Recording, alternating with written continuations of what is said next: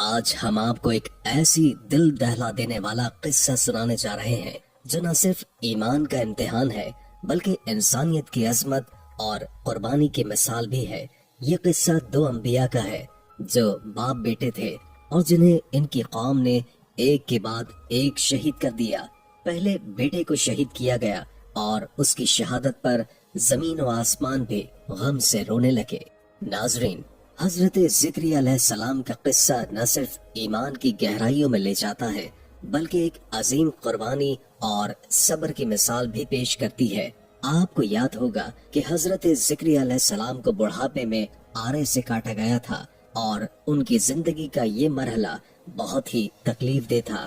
آج کی ویڈیو میں ہم آپ کو حضرت زکریا علیہ السلام کی زندگی کے چند اہم پہلوؤں کے بارے میں بتائیں گے۔ ہم یہ بھی جانیں گے کہ حضرت زکریا علیہ السلام کا پیشہ کیا تھا اور وہ کس طرح روزی کماتے تھے۔ آپ کو بتائیں گے کہ حضرت زکریا علیہ السلام نے اللہ سے ایسی کون سی دعا کی جو بظاہر بہت مشکل نظر آتی تھی، لیکن اللہ نے اپنی بے پایا مہربانی سے ان کی دعا قبول کی اور انہیں اپنی نعمتوں سے نوازا۔ حضرت زکریا علیہ السلام اللہ کے شکر گزار اور اس پر توکل کرنے والے نبی تھے، اور انہوں نے حضرت مریم کی کفالت کا فریضہ بخوبی ادا کیا۔ آپ کو حضرت یحییٰ علیہ السلام کے بارے میں بھی بتائیں گے جن کی خوشخبری فرشتوں نے ان کے والد حضرت زکریا علیہ السلام کو دی تھی۔ حضرت یحییٰ علیہ السلام ایک نیک نفس اور اللہ سے بہت زیادہ خوف رکھنے والے نبی تھے۔ حضرت زکریا علیہ السلام کی زندگی کا ایک اہم پہلو یہ تھا کہ وہ اللہ کی یاد اور خوف میں کثرت سے آنسو بہایا کرتے تھے، اور جب آپ نے حق کی بات کہی تو آپ کو بہت بڑی سزا دی گئی۔ یہ قصہ نہ صرف باپ بیٹے کے تعلق کو ظاہر کرتا ہے بلکہ ایمان، قربانی اور تقوی کی بھی ایک عظیم مثال ہے۔ تقوی انبیاء کی سب سے نمایاں صفت ہے اور یہ وہ عمل ہے جو جنت میں لے جانے والا سب سے بڑا ذریعہ ہے۔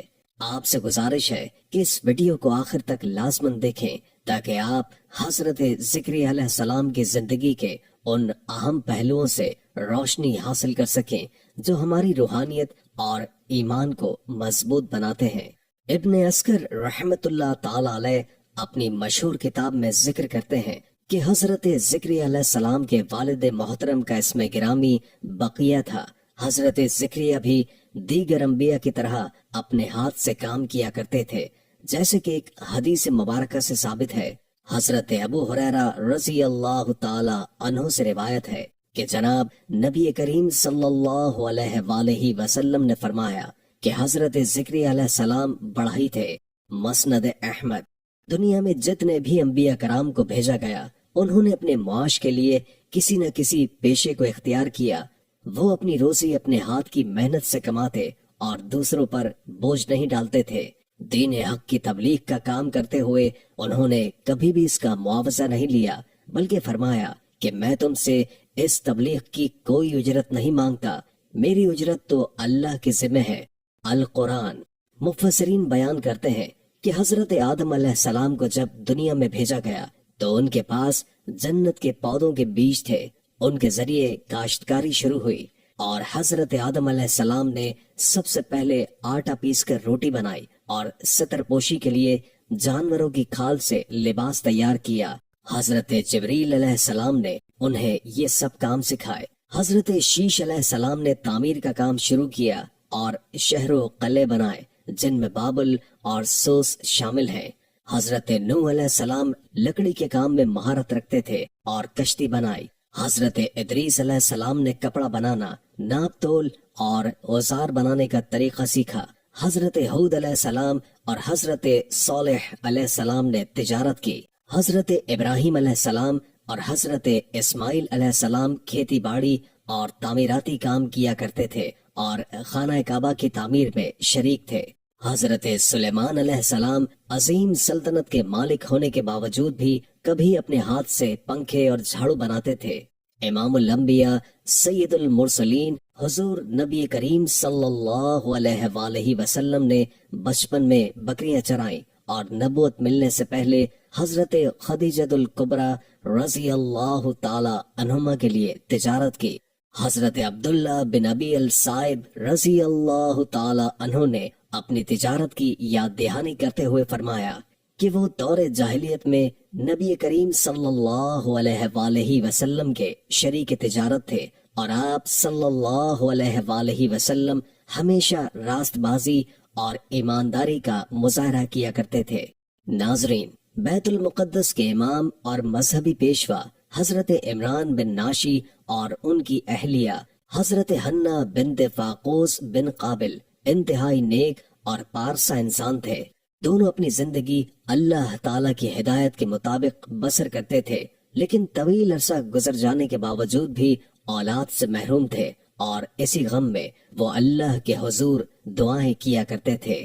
حضرت زکریا علیہ السلام کی دعا قبول ہوئی اور اللہ تعالیٰ نے انہیں حضرت یحییٰ علیہ السلام کی خوشخبری دی۔ انبیاء کی سابقہ شریعتوں میں یہ رواج تھا کہ والدین اپنی اولاد میں سے کسی ایک کو دین کی خدمت کے لیے وقف کر دیا کرتے تھے۔ حضرت عمران کی بیوی نے بھی اللہ تعالیٰ سے وعدہ کیا تھا کہ اگر انہیں اولاد ملے گی تو وہ اسے اللہ کی عبادت اور خدمت کے لیے وقف کر دیں گی۔ جب حضرت مریم علیہ السلام کی ولادت ہوئی تو حضرت عمران کی بیوی نے اللہ کے سامنے کہا، میری تو بیٹی پیدا ہوئی ہے، لیکن میں نے اسے تیری خدمت کے لیے وقف کر دیا ہے۔ حضرت مریم علیہ السلام کی ولادت کے بعد حضرت عمران کا انتقال ہو چکا تھا، اور حضرت مریم کو بیت المقدس میں خدمت کے لیے چھوڑا گیا۔ حضرت زکریا علیہ السلام جو حضرت مریم کے والد کے قریبی عزیز بھی تھے، ان کی کفالت اور پرورش کی ذمہ داری اٹھا چکے تھے۔ حضرت زکریا علیہ السلام جب حضرت مریم کے حجرے میں جاتے تو وہاں غیر موسمی پھل دیکھ کر حیران رہ جاتے۔ ایک دن انہوں نے حضرت مریم سے پوچھا، یہ رزق کہاں سے آتا ہے؟ حضرت مریم نے جواب دیا، یہ اللہ کی طرف سے ہے، کیونکہ اللہ جسے چاہتا ہے بے حساب رزق عطا کرتا ہے۔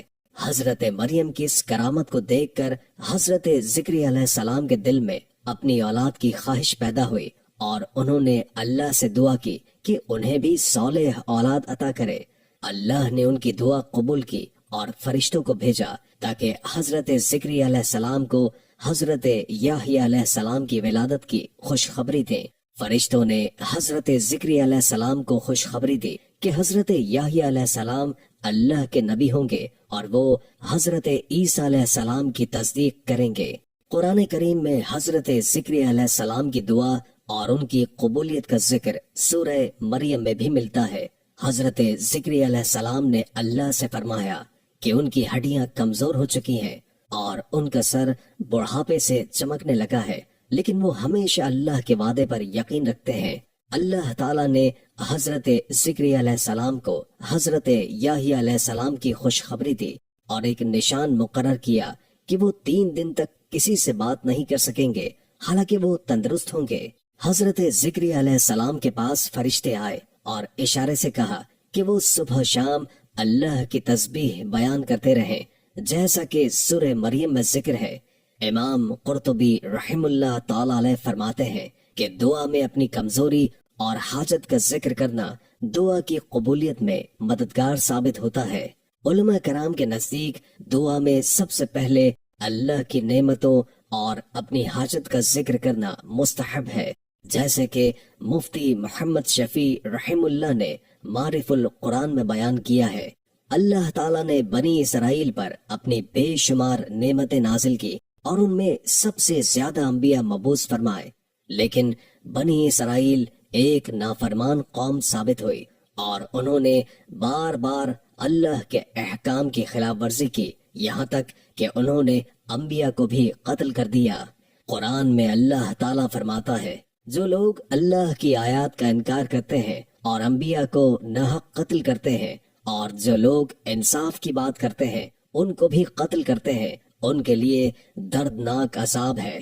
سورہ آل عمران آیت 21۔ روح المعانی میں روایت ابن حکیم کے مطابق حضور نبی کریم صلی اللہ علیہ وآلہ وسلم نے ارشاد فرمایا کہ بنی اسرائیل نے ایک وقت میں 43 انبیاء کو قتل کیا۔ جب انہیں روکا گیا تو اس مقصد کے لیے 100 بزرگ کھڑے ہوئے، لیکن بنی اسرائیل نے انہیں بھی شہید کر دیا۔ بیان القرآن میں یہ بھی ذکر ہے کہ بنی اسرائیل نے حضرت یحییٰ علیہ السلام کو بھی شہید کر دیا جب وہ دمشق میں تھے۔ حضرت یحییٰ علیہ السلام کی شہادت کے بعد بنی اسرائیل نے حضرت زکریا علیہ السلام کو بھی قتل کرنے کا منصوبہ بنایا۔ بعض روایات کے مطابق حضرت زکریا علیہ السلام نے اپنی طبعی عمر پوری کر کے وفات پائی، لیکن بہت سے مفسرین کا کہنا ہے کہ انہیں بھی بنی اسرائیل نے شہید کیا۔ وہب بن منبع رحم اللہ تعالی علیہ کے مطابق حضرت زکریا علیہ السلام اپنی قوم سے بچنے کے لیے بھاگے اور ایک درخت کی کھو میں پناہ گزین ہوئے۔ قوم وہاں پہنچی اور درخت کو آری سے چیر دیا تاکہ حضرت زکریا علیہ السلام کو قتل کیا جا سکے۔ اس وقت ایک بوڑھے اور اللہ کے برگزیدہ بندے حضرت زکریا علیہ السلام کو شہید کر دیا گیا۔ اللہ کے شکر گزار بندے حضرت زکریا علیہ السلام اپنے رب کے پاس لوٹ گئے اور ان کی عمر 100 سال سے زیادہ تھی۔ بعض روایات کے مطابق حضرت زکریا علیہ السلام کا مزار شام کے شہر حلب کی جامع زکریا مسجد میں ہے۔ اللہ تعالیٰ نے حضرت زکریا علیہ السلام کے بیٹے کا نام یحییٰ رکھا کیونکہ اللہ نے انہیں ایمان کے ساتھ زندہ رکھا، یا وہ کلمہ حق کہنے کی پاداش میں قتل کیے جانے کے بعد ہمیشہ کے لیے زندہ ہو گئے۔ حضرت یحییٰ علیہ السلام حضرت عیسیٰ علیہ السلام سے 6 ماہ بڑے تھے، اور جب حضرت محمد صلی اللہ علیہ وآلہ وسلم کو معراج ہوئی تو دوسرے آسمان پر آپ کی ملاقات حضرت یحییٰ اور حضرت عیسیٰ علیہ السلام سے ہوئی۔ حضرت یحییٰ علیہ السلام حضرت سلیمان علیہ السلام کی اولاد میں سے تھے، اور ان کا ذکر قرآن کریم میں ان صورتوں میں آیا ہے جن میں حضرت زکریا علیہ السلام کا بھی ذکر موجود ہے، جیسے کہ سورہ آل عمران، سورہ مریم اور سورہ انبیاء۔ حضرت زکریا علیہ السلام کی دعا اور ان کی امیدوں کا نتیجہ حضرت یحییٰ علیہ السلام کی ولادت کی صورت میں ظاہر ہوا۔ اللہ تعالیٰ نے حضرت زکریا علیہ السلام کی دعا کو قبول فرمایا اور حضرت یحییٰ علیہ السلام کو ایک نیک، پاکیزہ اور بے مثال شخصیت کے طور پر دنیا میں بھیجا۔ ان کا نام بھی اللہ تعالیٰ کا ہی دیا ہوا تھا، اور یہ ایک ایسا نام تھا جس سے پہلے کسی کے لیے نہیں رکھا گیا تھا، جو ان کی خصوصی اہمیت کو ظاہر کرتا ہے۔ مالک بن انس رضی اللہ تعالی عنہ کی روایت کے مطابق حضرت یحییٰ علیہ السلام اور حضرت عیسیٰ علیہ السلام کی ولادت ایک ہی زمانے میں ہوئی۔ حضرت یحییٰ علیہ السلام حضرت عیسیٰ علیہ السلام سے 6 ماہ پہلے پیدا ہوئے۔ لوقا کی انجیل میں بھی یہ ذکر ہے کہ جب حضرت زکریا علیہ السلام کی بیوی کو حمل کے 6 ماہ ہو گئے تو جبریل علیہ السلام حضرت مریم پر ظاہر ہوئے اور حضرت عیسیٰ علیہ السلام کی ولادت کی خوشخبری تھی۔ حضرت زکریا علیہ السلام کی دعا میں یہ خاص بات تھی کہ وہ اللہ سے چاہتے تھے کہ ان کی اولاد پاکیزہ ہو اور اسے اللہ کی خدمت کے لیے وقف کر دیا جائے۔ قرآن نے اس دعا کی قبولیت کو بیان کیا اور حضرت یحییٰ علیہ السلام کو نیکوں کے سردار اور عبادت گزاروں میں بے مثال شخصیت کے طور پر پیش کیا۔ حضرت یحییٰ علیہ السلام نہ صرف ایک عظیم عبادت گزار تھے بلکہ ان کا زندگی گزارنے کا انداز بھی بے حد پاکیزہ تھا۔ نہ انہوں نے شادی کی اور نہ ہی ان کے دل میں کبھی گناہ کرنے کا خیال آیا، جو ان کی بے مثال تقوی اور پاکیزگی کو ظاہر کرتا ہے۔ حضرت یحییٰ علیہ السلام کی زندگی اللہ کے برگزیدہ پیغمبروں میں سے تھی، اور ان کی سب سے بڑی ذمہ داری حضرت عیسیٰ علیہ السلام کی آمد کی خوشخبری دینا اور ان کے آنے سے پہلے لوگوں کو ہدایت فراہم کرنا تھا۔ اللہ نے انہیں گناہوں سے پاک اور نیکوکاروں میں سے نبی بنایا تھا، اور ان کے ذریعے زمین پر اصلاح کی کوشش کی گئی۔ حضرت یحییٰ علیہ السلام کو اللہ کی طرف سے خصوصی ہدایت ملی تھی کہ وہ تورات کی شریعت پر عمل کریں اور لوگوں کو بھی اسی پر عمل کرنے کی ترغیب دیں۔ کتب تفسیر میں حضرت یحییٰ علیہ السلام کا ذکر مختلف معنی میں کیا گیا ہے، جیسا کہ سید، سردار، حلیم، عالم، فقیہ، دین و دنیا کا سردار، شریف اور پرہیزگار، اللہ کے نزدیک پسندیدہ اور برگزیدہ۔ یہ تمام اوصاف حضرت یحییٰ علیہ السلام کی شخصیت کو ایک عظیم اور روحانی رہنما کے طور پر پیش کرتے ہیں۔ حضرت یحییٰ علیہ السلام کو بچپن ہی میں علم اور فضیلت عطا کی گئی تاکہ وہ نبوت کے منصب پر فائز ہو سکیں۔ جب بچے آپ سے کھیلنے کے لیے کہتے تو آپ فرماتے، اللہ نے مجھے کھیلنے کے لیے پیدا نہیں کیا۔ یہ ان کی پاکیزگی اور روحانیت کو ظاہر کرتا ہے کہ وہ دنیا کی عارضی خوشیوں سے بلند تر تھے اور اپنی ذمہ داریوں پر توجہ مرکوز کرتے تھے۔ حضرت یحییٰ علیہ السلام کو نبوت 30 سال کی عمر میں عطا ہوئی۔ اللہ نے حضرت زکریا علیہ السلام کی دعا کو قبول کیا اور ان کی بیوی کو صحت مند بنا دیا تاکہ حضرت یحییٰ علیہ السلام کی ولادت ہو سکے، اور اس طرح حضرت یحییٰ علیہ السلام کی ولادت ایک دعا کی قبولیت کا نتیجہ تھی۔ حضور نبی کریم صلی اللہ علیہ وآلہ وسلم نے فرمایا، اللہ نے حضرت یحییٰ علیہ السلام کو 5 خاص باتوں کا حکم دیا تھا۔ ان باتوں پر عمل کرنا اور بنی اسرائیل کو بھی ان کی تلقین کرنا۔ حضرت عیسیٰ علیہ السلام نے ان باتوں کو لوگوں تک پہنچانے کی پیشکش کی، لیکن حضرت یحییٰ علیہ السلام نے ان پر خود عمل کرنے کو ترجیح دی تاکہ وہ اللہ کی رضا سے دور نہ ہو۔ آج کی ویڈیو میں ہم نے حضرت یحییٰ علیہ السلام کی زندگی اور ان کی شہادت پر روشنی ڈالی۔ اللہ تعالیٰ نے روزے اور عبادت کی فضیلت بتاتے ہوئے ہمیں صدقہ کرنے، اللہ کا ذکر کثرت سے کرنے اور دین کے احکام پر عمل کرنے کی تلقین کی ہے۔ اسی طرح حضرت یحییٰ علیہ السلام اور امام حسین علیہ السلام جیسے اللہ کے برگزیدہ بندوں کی شہادت پر زمین و آسمان نے گریہ کیا اور ان کی قربانی کو یادگار بنایا۔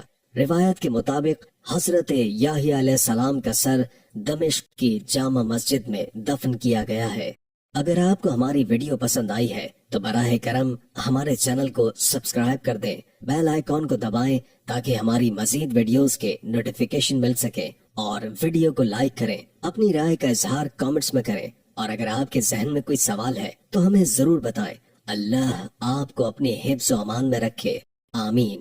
میرے پیارے دوستو، آج کی ویڈیو کے آخر میں ہم سب ایک خوبصورت دعا میں شامل ہو رہے ہیں، اور یقین رکھیں کہ جو بھی اس دعا میں شرکت کرے گا انشاءاللہ اس کی ہر جائز حاجت پوری ہو جائے گی۔ اس دعا کا آغاز درود پاک سے کرتے ہیں۔ براہ کرم آپ سب میرے ساتھ درود ابراہیمی پڑھیں اور کامنٹس میں آمین لکھیں تاکہ اللہ پاک ہمارے دلوں کی دعا کو قبول فرمائے اور ہم سب کی جائز تمنائیں پوری ہوں۔